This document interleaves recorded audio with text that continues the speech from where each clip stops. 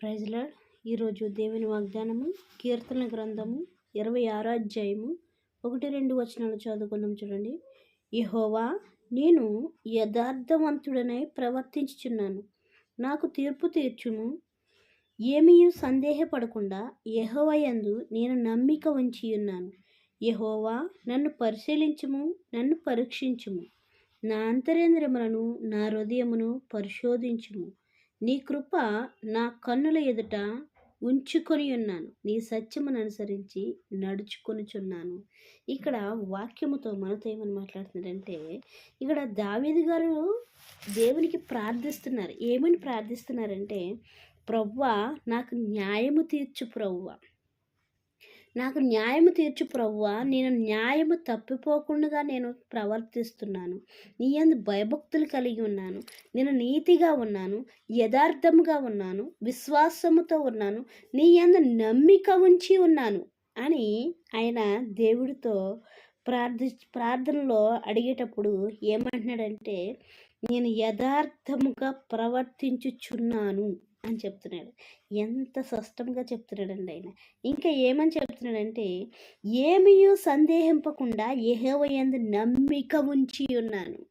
కొన్ని సందర్భాల్లో మనకి సందేహం కలుగుతుంది. ఎలాగంటే, ఈ ప్రార్థన చేస్తున్నాం కానీ దేవుడు జవాబిస్తాడో ఇవ్వడో కదండి. కొన్ని సందర్భాల్లో మనకి సందేహం కలుగుతుంది. కానీ దావీదు మహారాజు గారికి అయితే ఏమీయూ సందేహం లేకుండా ఏంటంట, దేవుని యందు నేను నమ్మిక ఉంచి ఉన్నాను. ఎవరి యందు? యెహోవా యందు నేను నమ్మిక ఉంచి ఉన్నాను అంటున్నాడు. దేవుని యందు నమ్మకం పెట్టుకునేటప్పుడు సందేహం లేకుండా ఉండాలని వాక్యంతో మనల్ని హెచ్చరించేవాడిగా ఉన్నాడు. మనం ప్రార్థన చేస్తూ ఉంటాం, ప్రభువా నాకు ఇది కావాలి, అది కావాలి, అది జరగాలి, ఇది జరగాలని ప్రార్థన చేస్తూ ఉంటాం.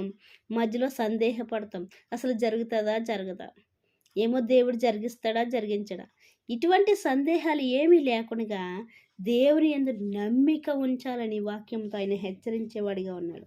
ఇంకా యెహోవా, నన్ను పరిశీలించుము, నన్ను పరీక్షించుము. ఏంటంట, నన్ను పరిశీలించుము, నన్ను పరీక్షించుము.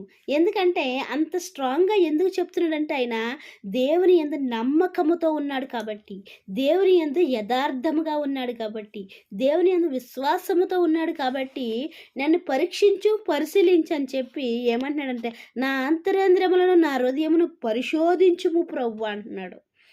చూడండి, మన అంతరేంద్రియములు అంటే మన మైండ్ సంచారం చేసేదిగా ఉంటుంది కదండి. మన మనసు ఏదో ఆలోచిస్తూ ఉంటుంది, ఏదో చేయాలనుకుంటూ ఉంటుంది.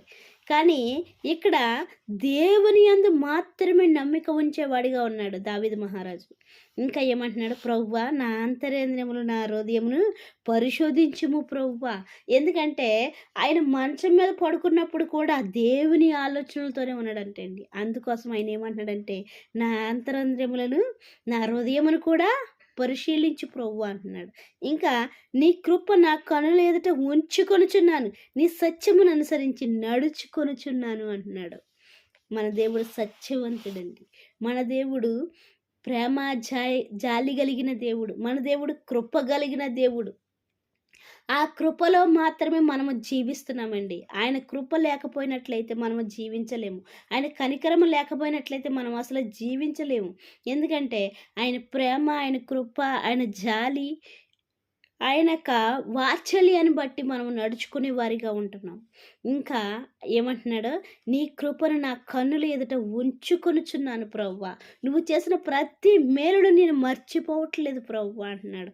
ఇంకా నీ సత్యమును అనుసరించి నడుచుకొనుచున్నాను అంటున్నాడు. ఆయన సత్యాన్ని అనుసరించి నడుచుకుంటున్నాడంట. అయితే మనం ఎలాగున్నాం? సత్యాన్ని అనుసరించి నడుచుకునే వారిగా ఉన్నామా? అబద్ధాలు ఆడేవారిగా, దొంగతనాలు చేసేవారిగా ఉన్నామా? ఇంకా కొన్ని సందర్భాల్లో దేవుని సమయాన్ని కూడా దొంగిలించే వారిగా ఉంటున్నాం. అయితే దేవుడు వాక్యంతో హెచ్చరిస్తున్నాడు. ఆయన దేవుని సమయాన్ని దొంగిలించకుండా, దొంగతనం చేయకుండా, దేవునికి ఇవ్వాల్సిన సమయాన్ని దేవునికి ఇచ్చి, దేవుని యందు విశ్వాసం కలిగి, దేవుడు మనల్ని అడిగినప్పుడు ఆయనకి ధైర్యంగా జవాబు చెప్పగలిగినంత యథార్థత మనలో ఉంచుకొని, దేవుని యందు ప్రతి విషయంలో మనం అడిగేది ప్రతిదీ కూడా ఆయన ఇస్తాడని నమ్మకముతో ప్రార్థించేవారిగా ఉందాం. దేవుడిచ్చిన పరిశుద్ధ వాక్యం దీవించిన గాక. వాక్య పరిచర్యలో మీ సహోదరి. ఆమెన్.